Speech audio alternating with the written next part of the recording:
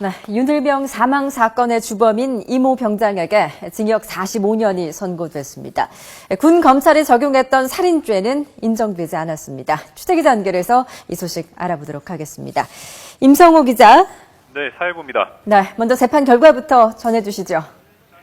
네, 재판부는 윤일병 사건 주범인 이모 병장에게 징역 45년을 선고하고 다른 주요 가해 병사들에게도 징역 25년에서 30년의 중형을 선고했습니다. 다만 군 검찰이 적용했던 살인죄는 인정되지 않았습니다. 재판부는 양형 이유를 통해 고의가 있다고 확정하기에는 의심이 남아있다며 살인죄를 적용하지 않는다는 취지의 발언을 했습니다. 그러면서도 범행 횟수와 강도가 갈수록 더해졌고 범행을 은폐하려 하는 등 전혀 죄책감을 찾아볼 수 없다며 죄질이 나쁜 만큼 살인죄에 버금가는 중형을 선고할 수밖에 없다고 밝혔습니다. 네, 살인죄는 인정이 되지 않았지만 실제로 징역 45년이면 상해치사죄가 적용됐다고 하기에는 좀 중한 형인 것 같은데 어떻습니까? 네, 그렇습니다. 보통 상해치사죄의 경우 많다고 하더라도 20년형까지 내려지는 경우가 전부였습니다.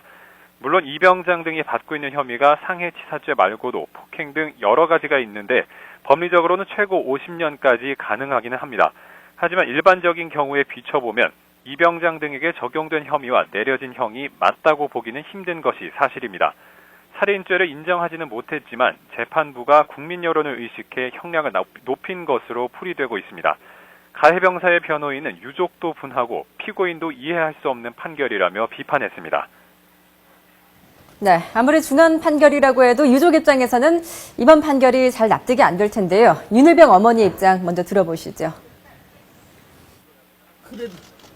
그래도 조금은 기대를 했어요. 그래도 이렇게 무참하게 이렇게 짓밟을 수가 있네. 어떻게 자기 자식이라고 생각을 해봐. 어떻게 이게 살인이 아니냐고 이게 자기 자식이라고 생각을 해봐. 그래서 나는 네, 임성호 기자, 유가족들 반발이 심한데 유가족 입장도 전해주시죠. 네, 방금 보신 것처럼 유가족들이 오열하는 모습이었는데요. 선고를 기다리면서 유가족들은 긴장한 모습이었습니다. 가해 병사들이 재판정으로 들어올 때는 살인자라며 격앙된 반응을 보이기도 했습니다. 특히 판결문에서 윤일병이 당한 가혹행위가 나열될 때는 눈물을 보이기도 했습니다. 재판부가 살인죄를 인정하지 않는다는 선고를 하자 유가족들은 오열을 하게 됐는데요.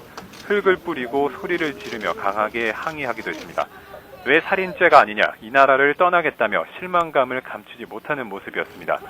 검찰 역시 재판 직후 살인죄를 제외한 혐의들만 인정됐다며 즉각 항소를 제기하기로 했습니다. 지금까지 사회부에서 YTN 임성호입니다.